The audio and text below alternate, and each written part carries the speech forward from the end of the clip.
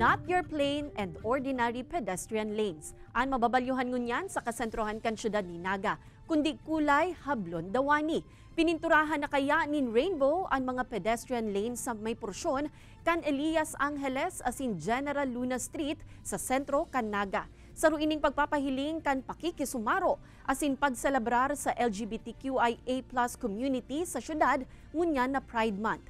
Ang SK Council kan Barangay Concepcion Pequeña nakatalaan man na magbugtak nin temporaryong rainbow crosswalk sa may luwas kan Barangay Covered Court. Sa siring na paagi, hurot kan konseho na mas matauan importansya asin mga programa ang LGBTQIA+ community.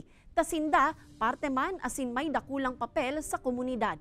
Naglalao man ang SK Council na magibon na ini taon-taon kung pagpapahiling na ang Barangay Concepcion Pequeña LGBTQIA+ community friendly.